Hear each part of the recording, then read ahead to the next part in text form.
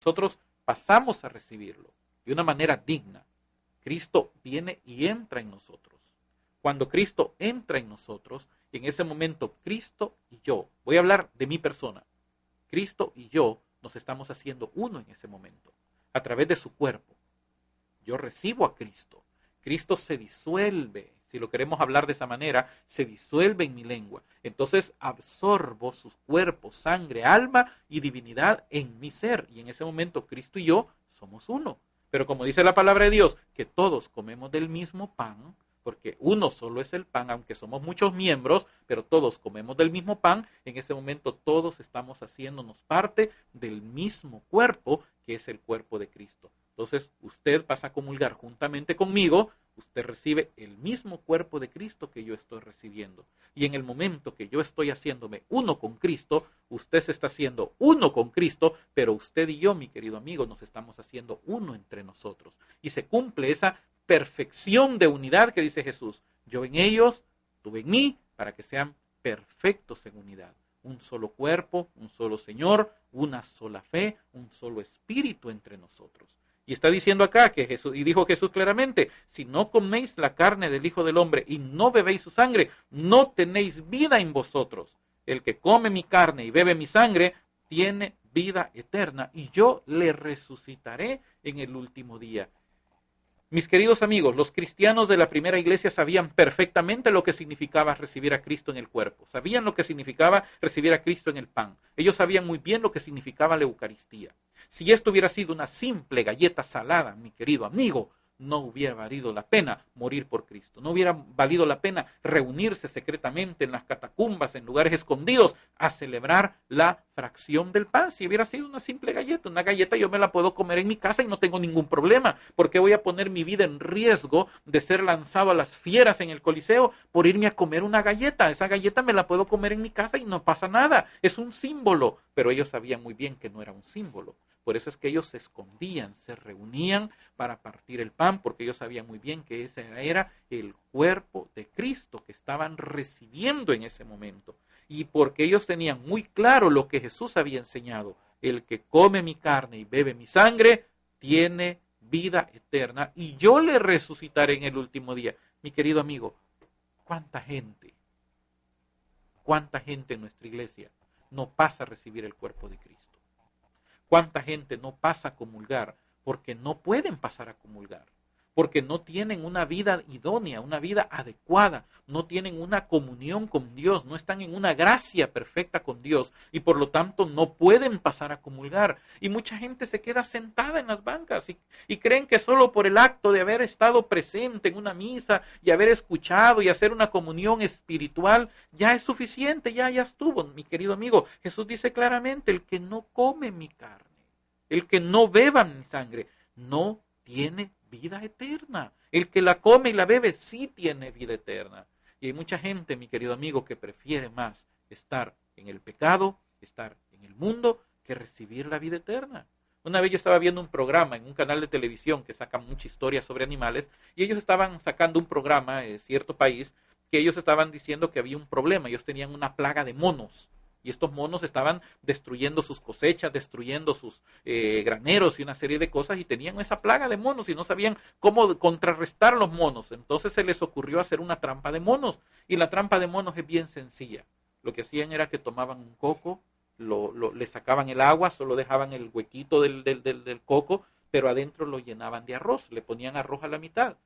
A los monos les gusta el arroz, entonces los monos llegaban, veían el coco, metían la mano para sacar el arroz, pero cuando empuñaban la mano y querían sacarlo, no podían sacar la mano del coco. Y al no poder sacar, ellos empezaban a luchar, a tratar de quitarse el coco, pero no soltaban la mano, no soltaban el puño que tenían. Y ahí es donde venían ellos, ya no podían correrse, no podían treparse, les tiraban la red y así los iban capturando. ¿Por qué? Porque no querían soltar el arroz. ¿Qué pasa con muchos de nosotros, muchos cristianos, muchos católicos? No reciben el cuerpo de Cristo porque no quieren soltar el arroz del coco que los tiene atrapados. Y así es como el enemigo ha podido echarles esa red. Mis queridos amigos, Jesús dijo claramente, el que come mi carne y bebe mi sangre tiene vida eterna, y yo le resucitaré en el último día. Porque mi carne es verdadera comida, no es un símbolo, no es una representación. Usted imagínese que es el cuerpo, no. es verdadera comida y mi sangre es verdadera bebida. El que come mi carne y bebe mi sangre permanece en mí y yo en él, porque hay una comunión. Hay una unión mística entre Cristo y yo, entre Cristo y usted. Lo mismo que el Padre que vive me ha enviado y yo vivo por el Padre, también el que me come vivirá por mí. Y Jesús luego recalca, versículo 58, este es el pan bajado del cielo, no como el que comieron vuestros padres y murieron. El que coma este pan vivirá para siempre. ¿Qué es lo que nos enseña el catecismo de la Iglesia con respecto a la Eucaristía? Numerales 1324 a 1326 del Catecismo de la Iglesia Católica. Dice el numeral 1324. La Eucaristía es fuente y cima de toda la vida cristiana. Es la fuente de donde surge nuestra fe. Los cristianos se reunían el primer día de la semana para partir el pan. Muchos dieron su vida por proteger ese cuerpo de Cristo. Es la cima, es el tope, es donde nosotros llegamos, es el clímax de nuestra fe. Es la fuente y cima de toda la vida cristiana. Los demás sacramentos, como también todos los ministerios eclesiales y las obras de apostolado, están unidos a la Eucaristía y a ella se ordenan. Queridos amigos, la base de la predicación de la Iglesia siempre ha sido la Eucaristía. Sigue diciendo el Catecismo, la Sagrada Eucaristía, en efecto, contiene todo el bien espiritual de la Iglesia, es decir, Cristo mismo, nuestra Pascua. Nosotros encontramos en la Eucaristía, mis queridos amigos, toda la fuente de nuestro bien, toda la fe, toda la fuente de nuestra fe. Es el clímax, es la cima de nuestra fe. Ahí está depositado todo el bien espiritual de Cristo para nosotros que somos su iglesia. Todos los ministerios, todas las obras de apostolado, todo lo que usted hace en su iglesia, en su grupo de oración, lo que nosotros hacemos a través de Radio María, a través de Canal 57, todo gira alrededor de Cristo presente en el Santísimo Sacramento del altar. No podemos dejar de predicar a Cristo Eucaristía. No podemos predicar otro tipo de mensaje que no sea a Cristo en nosotros, la esperanza de gloria presente en el Santísimo Sacramento del altar. Numeral 1325. La Eucaristía significa y realiza la comunión de vida con Dios y la unidad del pueblo de Dios. Fíjese, la comunión de vida con Dios y la unidad del pueblo de Dios. Lo que hablamos hace un momento, nos hacemos uno con Cristo, nos hacemos uno entre nosotros. Por las que la Iglesia es ella misma. En ella se encuentra a la vez la cumbre de la acción por la que en Cristo Dios santifica al mundo. Y del culto que en el Espíritu Santo los hombres dan a Cristo y por él al Padre. Esto es importante. En Cristo, en la Eucaristía, es el medio a través del cual Dios santifica al mundo.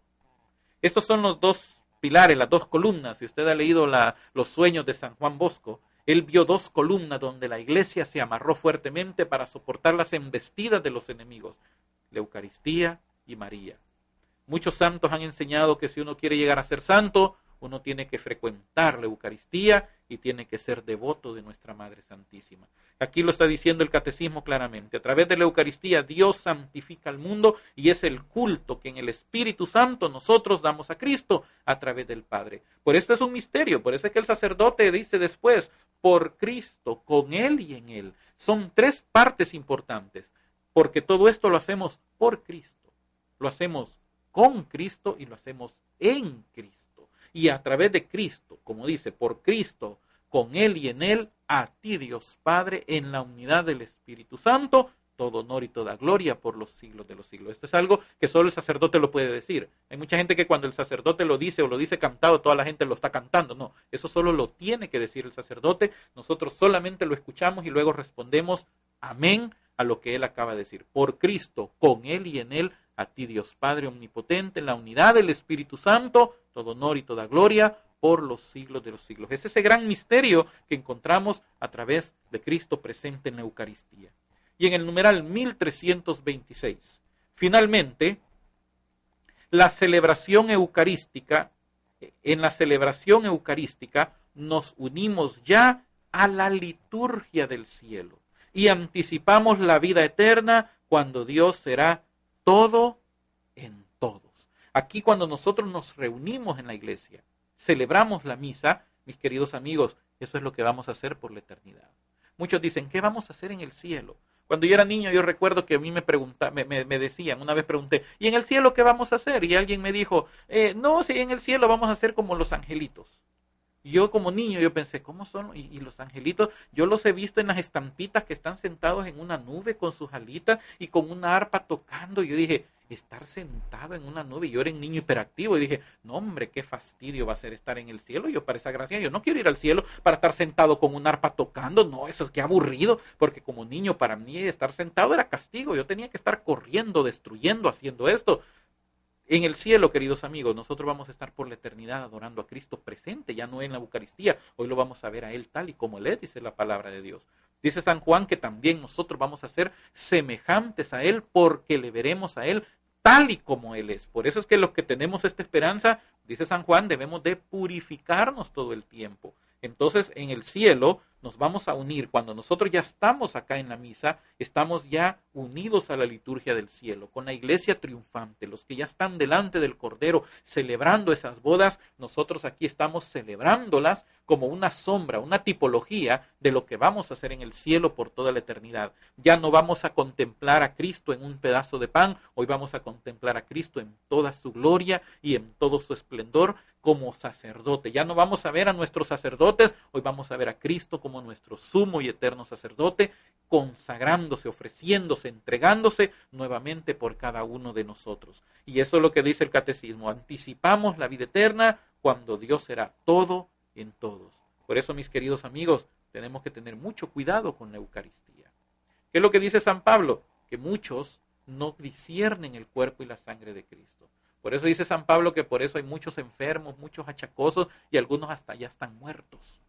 Porque no han entendido que Cristo está presente en el santísimo sacramento del altar. Este es el pilar más fuerte, si lo queremos llamar así, de nuestra fe como cristianos, como católicos, y es uno de los elementos más vitales para poder nosotros lograr llegar a la vida eterna. Una vez estábamos hablando y estábamos reflexionando con unas personas. Cuando uno sale de la Iglesia Católica, hay 3 elementos de la fe católica que a uno se los quitan cuando uno sale. Uno de esos elementos es la cruz. Le dicen que uno ya no tiene que andar cruces, que ya no tiene que tener cruces, que ya no tiene que tener crucifijos, porque solo al diablo le gusta ver a Cristo crucificado. Y la cruz es un instrumento de muerte. Le dicen a uno que ya no tiene que persinarse. Le dicen a uno que no tiene que honrar a María. María era una mujer como cualquiera. Y le dicen a uno que Cristo no está en el altar, no está en la hostia, ese es un pedazo de galleta, que todo es un símbolo. Fíjese que son 3 cosas que le dicen a uno. Pero cuando uno hace una lectura de la palabra de Dios, uno se da cuenta que el enemigo, mis queridos amigos, odia a muerte, odia, no lo soporta, odia a Cristo en la cruz. Le dicen a uno fuera de la iglesia, es que al único que le encanta ver a Cristo crucificado es al diablo porque él cree que así lo venció. El diablo no soporta ver a Cristo crucificado. Es más, dice la palabra de Dios que si los principados y potestades hubieran sabido lo que significaba crucificar a Cristo, no lo crucifican, porque con la muerte de Cristo vino la derrota para Satanás. Su muerte fue su derrota, su resurrección fue la vida eterna para nosotros que estábamos bajo el imperio de la muerte de él. Odia a María porque fue la mujer que trajo la simiente que puso su pie sobre su cabeza, y odia a Cristo presente en la Eucaristía. Dese cuenta, le quitan al crucifijo, le quitan la Eucaristía, le quitan a María, y el enemigo odia precisamente esos 3 elementos. Por eso tenemos que cuidar, conocer nuestra fe y orar por los que se han ido para otras fes, para que se den cuenta que han perdido el tesoro más grande que podamos tener: Cristo en nosotros, Cristo entre nosotros, Cristo presente, real, en el santísimo sacramento del altar. Y para ir terminando, el 4º pilar de nuestra fe, la oración.